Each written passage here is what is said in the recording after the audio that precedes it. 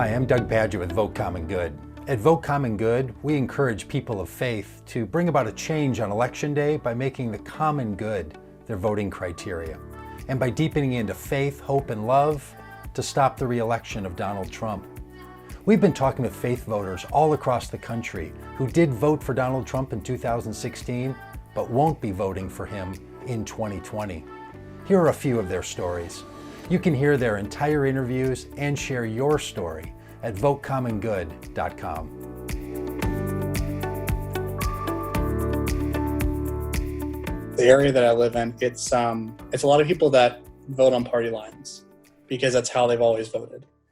And I think for me, I came into politics weirdly because I actually grew up overseas. So the only time I actually lived in the States full time was in college. So I've lived in Korea, Saudi Arabia, and China. And so because of that, my politics are very scattered. They're very much like some things I'm on the left, some things I'm on the right, which I really think is kind of a normal way of having politics. Totally, yeah. And I've always just kind of found that I feel like I'm the only voice that's like, I'm voting for somebody that I feel that is going to help. Not so much like it has to fall into a mindset. Because I don't think that's how anything works in life. You know, you don't just vote because like they're not going to fulfill every single thing that you want. And, you know, I can tell you that in 2016, it was voting on party lines. It was, I wasn't, there was a lot I wasn't sure of on the left. And, you know, I was still in college at the time. And so, you know, I went to Liberty University, very conservative Christian school. Is that where you were in 2016? Yeah, around that time. I'm trying to think I was at that school. I graduated 2017. So I think there's a lot of, when you kind of get this, what's the word, like self-fulfilling prophecy at the school where it's like they only talk about one side. They would give other perspectives, but they really just talked one side. It was kind of hard to feel that there was something on the other side. And I really was just not a fan of the libertarian candidate because usually I would go third party. So I was not a fan then, but I think I had what a lot of people thought, which was maybe he'll mellow out, which, you know, it feels silly, but at the same time, I think it's why looking at everything that's happening, I can't do that again. I'm just like, I can't put a vote down because I feel that it's going to appease a party. I feel like I need to do with honestly what I feel that is going to actually help our country. And the biggest thing that bothers me with him is having lived overseas, I cannot vote for somebody who's very xenophobic. Somebody that talks about countries that I lived in with such a negative light, talks about refugees in such a way when my own faith says you don't do those kind of things. And so... Now, you were hearing that from him in 2016, I would imagine, on the campaign trail and all. But did you did you write that off as, well, that's kind of what you say in a campaign. He probably won't act that way, or he wouldn't be that way as a president. Was that part of where your thinking went? Well, I'll be honest with you. I strongly supported Marco Rubio throughout the election. Was okay with Ted Cruz. Again, when it came to politics for me, it was just always like, I'm not a fan of any of these people. You know, it's like, it really feels like they're going to give you what you want. Yeah. Honestly, I didn't write off a lot of what he said. I'll be honest. The vote came out of just unsure. Like, I really think that I just wasn't sure. And I think I hoped in some way I looked towards the cabinet and I hoped maybe he would fill the cabinet out. At the time, I think when I was voting, they were even talking about possibly like a Rubio moving into the cabinet. That never happened. But, you know, things like that, I think I was looking at a bigger scale, but never his tone was ever written off by me because I actually, I said I was a teacher, so I work with technology, but my side part is I actually am a debate coach. Wow. So a lot of his rhetoric is really hard for me to deal with because it'll drive you out of your mind. Fallacies. Yeah.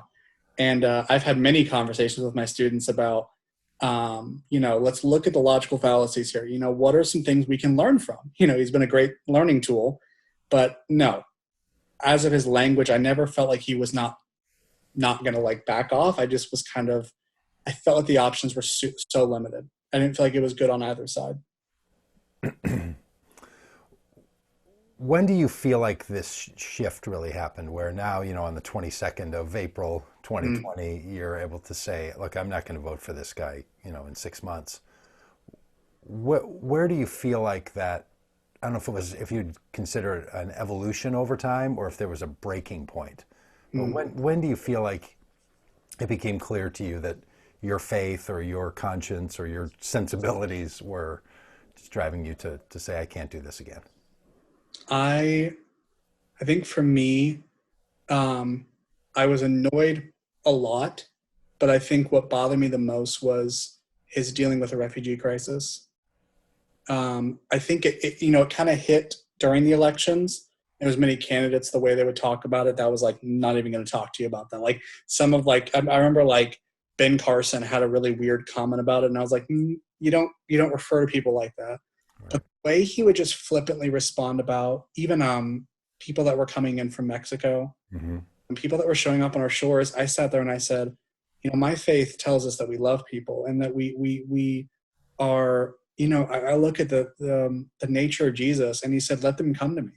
He was never pushing people away, and he would reach out to people that, were in the worst situations. And I sat there and I said, the fact that you are justifying this, and that so many people rallied around it. I mean, I remember the stark contrast between the refugee crisis and my feelings and how I was relating my faith, and my school, who was so much big on this, like, well, it's dangerous, illegal aliens. And I was like, okay, but I'm not talking about that. I'm talking about people. Right. I said, we can talk politics so I don't care. I'm not a political science major. I care about people. And his language with it and the way he would call, like, he would say, well, they're just drug addict, they're drugs, they're bringing in drugs, all these different things. That language and how it's continued from this point forward, Hmm. it's just disgusted me, because I'm like, I am so careful in my language, because having grown up overseas, I learned that you have to be so careful about stereotypes. And I went to schools where nobody cared where you were from. Nobody cared about your politics. It was like, you're from a different country. I'm from a different country. Cool. Let's go on with life. Nobody What were these international schools that you went to, or Christian schools, or what? international schools. Only two of them were Christian. Uh-huh. Um, so the high school, probably where most of the growth of politics and understanding of it was, it Yeah. was China, and it was actually a Lutheran-based school there. Huh. The Why did you move around so much? My parents taught internationally, so I Uh-huh. came from a family of educators. So my dad taught high school. My mom was like a principal and elementary kind of stuff. Hmm. So honestly, a lot of the movement was just they would just kind of feel the need for a move and things like that. And so Yeah. allowed for some really cool experiences. But I think what it allowed me to have is I have this very I have a very small tolerance for intolerance. Yeah. And I've had to teach myself that sometimes. I mean, I have crossed the line. I've been like, that was insensitive. I shouldn't have said that. But there's no forgiveness. There's no, I'm sorry. There's no, I made a mistake. And that combined with intolerance towards other people, it smacks in the face of kindness. It smacks in the face of common courtesy, which is modesty, but it also just smacks in the face of a man who claims that he comes from a Christian faith, which, doubt that. But, Yeah. When did you start talking to friends about this shift when it was happening in you? Did it come out right away? Was it like a comment here or there, or was there a moment where you said, "Okay, that's it. I'm gonna say something to a particular friend or family member, or write something on Facebook"? How did that coming out go for you?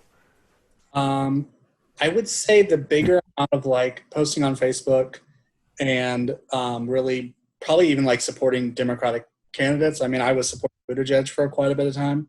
Wow. Sadly, dropped out. But I would say it was really this year. I don't know. I really couldn't say what the impetus was, but that's where I started posting more. I would really take a lot of time to break down articles, Hmm.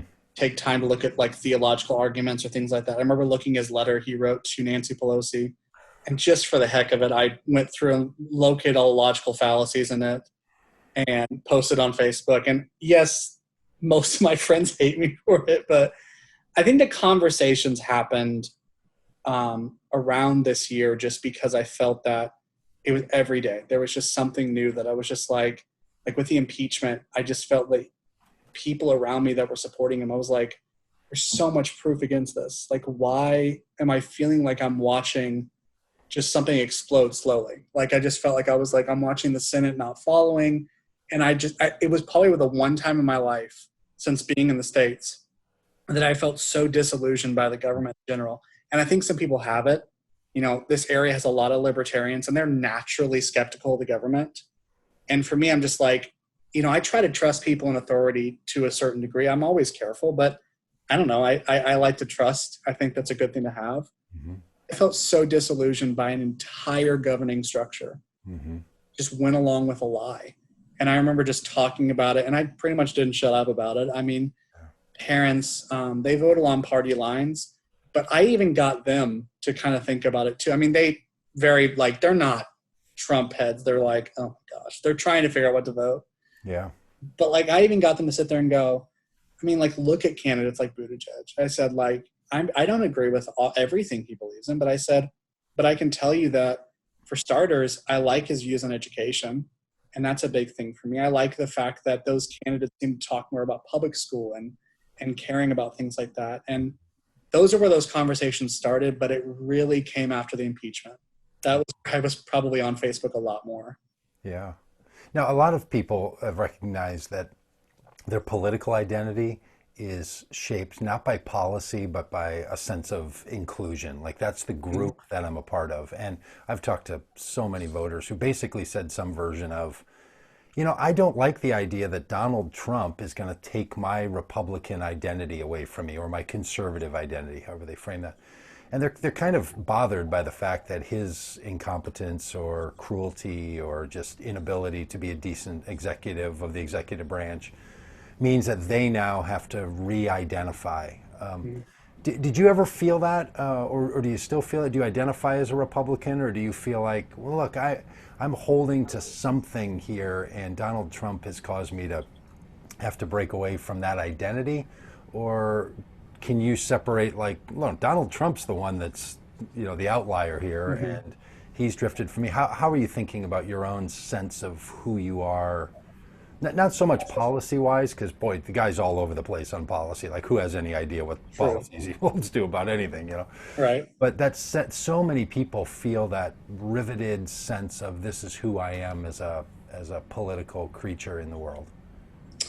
I consider myself Republican very much on the social side of it.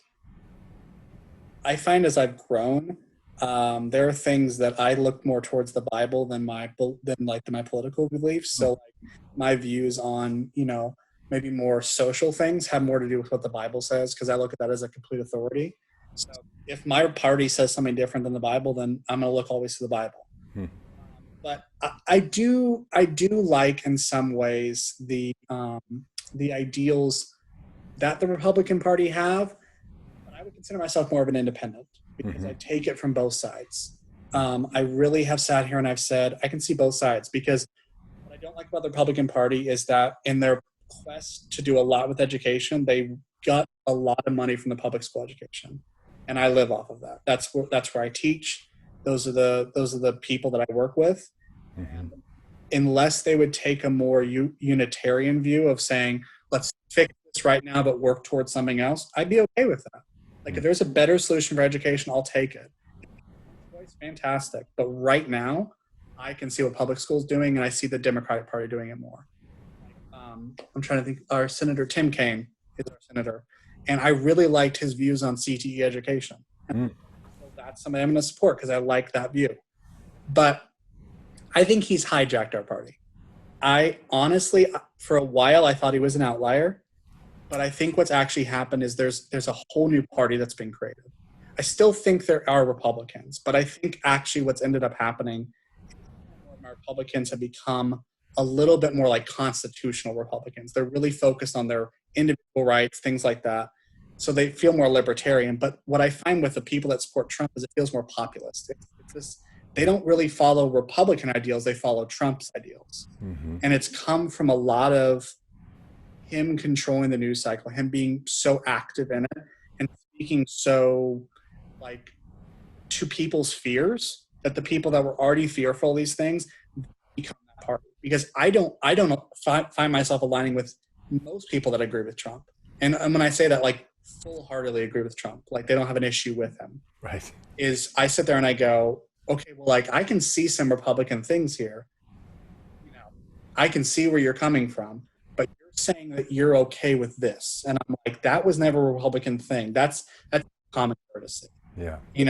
And I think what I found is that what happened is the people that were already fearful have doubled down on that. So like, I live in an area that is really, really big on the Second Amendment.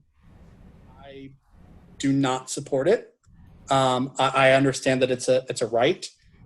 Nothing about guns. I grew up overseas. We didn't have access to those kind of things. And to me, my views are very, very liberal on that. But I found that people that before were like, well, I have them, whatever, have doubled down so hard on it because he doubles down on it. So I guess to answer your question, I feel like I'm part of the Republican Party as it is right now, if we're calling that the Republican Party. But I find that where some of my friends and like people that I'm related to are, we still have those Republican values. But we're trying to understand as well how to separate it from Trump's ideas. Because if we don't, then if he does leave office, the Republican Party is left to be nothing.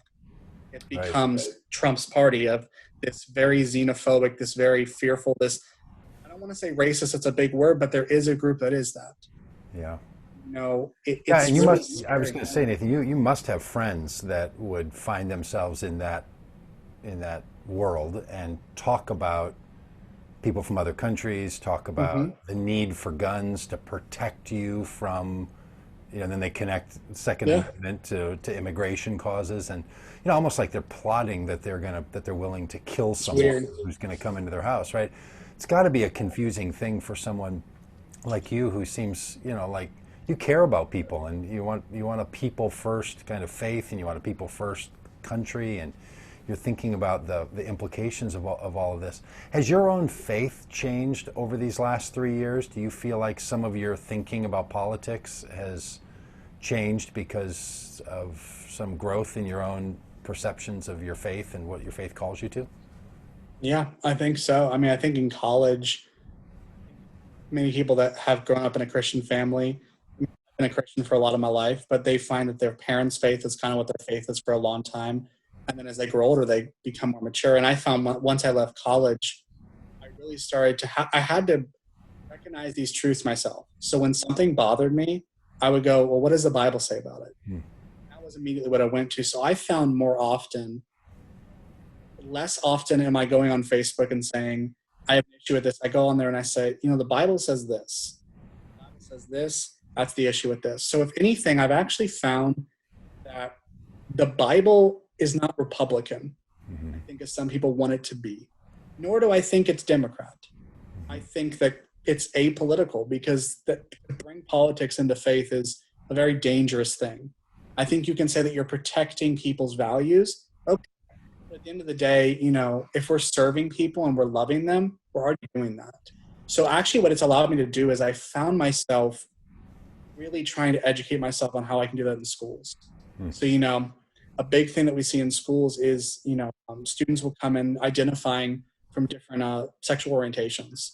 And, that's a conversation that is a very difficult thing, I think, in my faith, but I think it's something that, I've looked at from different points of view. But the way I look at it right now is I say, if a kid feels that they're going to be most loved if I call them by a different pronoun, then I'm going to do that. I'm not going to sit here and get up on a political pedestal and say that. I think about with COVID right now, Governor Northam has put in some things in our state. People have really resisted it. I may disagree with Northam on many things, everything he puts forth. But you know what? The man wants to help us. Online, he says, school's closed, or we have to do this for this time. I respect him for that. And I will listen to him. Do you feel that same way about Donald Trump? Like, from your perspective, do you feel like he's making decisions as the president that are designed to help? When Fauci and the WHO were speaking, and he was, what's the word? Echoing what they said? Sure, I think so. But I think that he's so swayed by public opinion, he's moved away from that. Now you're seeing him really supporting, these people leaving their houses and states opening up. Right. In fact, we both live in a state where the president of the United States wrote a presidential memo called a tweet that said, "Liberate Virginia," and I live in Minnesota. Liberate Minnesota. There you go. totally bizarre that the president is calling for people to revolt against the very policy that he is asking people to follow. It Yeah. just, it's bizarre in a way that I would imagine for someone like, so here's a question I want to ask you. Yeah. It's out of this conversation we're having right now. There's a lot of people who don't have the benefit of the experience that you've had of being in conversations with people who are Trump supporters. They don't know very many, or if they do, they know them in a very distant way.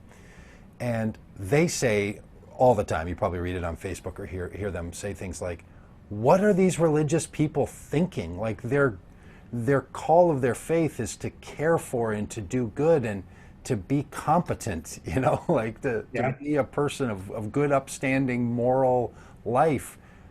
Why are they supporting this guy? What on earth is happening? And they're truly perplexed, right? They just don't know. Do you have a response for people like that who are just confused from your own experience of all the people that you've known or yourself back in 2016? Do you have a window into understanding of what's going on? Yeah. Well, I would say that I probably did not align with most people that voted for Trump in 2016. Mm-hmm. Mine, I feel like, was kind of more out of I need something. I don't want to not vote. Mm-hmm. But I work in a very rural county. So I actually work out in Bedford, which is just a little bit down the road. And 2 elementary schools I worked at last year are positioned in some of the most rural areas. People that are on Facebook for that, good friends, coworkers that I work with, that in one breath I will sit there and go, oh my gosh, please don't put this on Facebook. And then the other breath I'll go, I hope your family's doing well. Yeah. I would tell them that to start with, many of these people are scared. There was a lot that happened between 2016 or even before 2016 that scared them. And when I say fear, I'm saying people don't live overseas like I did. When you live overseas, you get a different perspective. You live here in the States and you think about the fact that these people work in jobs, first to go, farming, industry. When they hear people in charge saying jobs don't matter, or they call us the flyover states, we're not really a flyover state, but if we take the rural community and pretend that that's a flyover state, that viewpoint settles in their mind. And they've always been frustrated. And then you hear somebody that speaks to every single one of their fears. And I remember telling somebody, I said, I want you to listen to a Trump rally. I said, yes, it can feel like incoherent nonsense, but I said, listen to what he says. Like there was this whole joke about him making this whole thing about toilets. And I said, but his thing was talking about energy efficiency. Why should we use energy efficiency when we have water? He's basically taking a layman's understanding of energy efficiency, doubling down on that to speak to people that don't have an education of that. And so education is the wrong word, an understanding of that. I had actually found that many of the people that support they're college educated people. They work in public schools. I would never consider them racist or people that don't care. I see them as people that are scared. I have one person I follow on Facebook who it's every other day she posts a conspiracy theory related to COVID. Go on there and I have to say, it's not China's fault. You can't sit there and do that. It's not 5G. I don't know where the heck that came from. I find that because Wuhan is the area that first developed a 5G network. That's the theory. I mean, it's crazy. Yeah. It's curious, isn't it? Because as you raise, like, it's very low information people on some issues, but they can deep dive into some other understandings that are really quite sophisticated. Like they're wrong, and I think they're backward in their understanding of the details. But it's what I think throws a lot of people. They're not sure why rural middle America white people are the ones that are terrorized. They're seeing a world in which, boy, there's a lot of people who fear the police and fear the government. And they're like, but you're the Christian white people. Like the whole thing is kind of on your side. And that's one of the big divides in the country, is why would you be the one that feels like it's afraid? And that's part of what, all these interviews that we're doing with people like you beginning to suss out is that everyone's more complicated than just the category you put them in. It's been interesting. In many of the interviews, people have said so many things similar to what you said. So I think it's really, you can see how it's a movement that was afoot in 2016, and I think a movement that's afoot in 2020. But one of the things that many people have said was, I wasn't really like the other Trump voters. So I wonder if what we're ultimately going to find is that this is more like an onion than it is an orange, in the sense that when you peel an orange, you take off the peeling and you get to what's in the center, the juicy parts. And some people think like, well, what's that covering that's made, that's the peeling? And they want to get beyond that to get inside. But when you peel an onion, you realize it's just all layers, right? Mm-hmm. You just pull one layer off after the other, and there is no center to it. It's a series of different layers that are creating this notion that drives people. So for some, it's fear of immigrants. For some, it's the economy. For some, it's they sense him to be a Christian. For some, it's just a republicanism. For some, it's tax breaks, and they don't really hold a lot in common. And Donald Trump's incoherent way of being, it's such a great word you used, actually just hits on all those people, mm-hmm. right? They all get a little taste, and there is no unifying narrative there. Now, I'm speculating here just because I've been in so many. No, I think they. I don't know if you think there's anything to some of that from your own experience. Yeah, I think that they take what they want from it. I think that there's maybe a couple that I have on Facebook, and they are people that I have a harder time saying, being able to compare and say, well, I can still kind of see you as a minded person, because their arguments feel like they're more, it's like they're trying to like save his face. And I'm like, that's not your job. I said, you're not here to save his face, but they latch on to one thing. And so, I know my conservative friend that lives out, like kind of further out, her big thing is she wants, she is afraid of outside people. She doesn't understand it as much. And it's interesting because her family are immigrants, which is very interesting. She comes from Hispanic descent. And so it's interesting when you look at that, but a lot of hers comes out of that she is fearful of a lot of change. I think she grew up in an area where there wasn't a lot of change. Areas that you drive through the downtown and it looks like it hasn't changed since the 50s. Understand, these are not towns with industry. These are not towns with, some of these towns have a Dollar General and that's it. We don't have diversity much in our schools. Wow. Yeah. The school I happen to work at has some diversity because transient area right here in Forest. But I said, but the people that live out a little bit further, everything to them is scary because they don't have a framework for it. And I said, so, I compare it to education. When a child walks into your classroom, and if they're mad, the first response is you can look at them and you can say, stop being mad, and sit down. But education actually teaches you, and what you learn in that is that you have to look what the deeper knowledge of it is. A kid comes in mad probably because maybe last night their parents fought. Or they come in tired, not because they're lazy, but because they didn't get any sleep last night because they take care of their sisters. And when you start doing that, that child becomes a different picture to you. Wow. Yeah. But when I start doing that with the people that I know around me, saying, what is guiding this? And if I can help, okay, but I don't know if I can do that, because at the end of the day, it's their decision. But I find that many times they will acquiesce to common knowledge when you can present it to them as something that's not fearful, because they want something to blame. They want, like with COVID right now, they want something for it.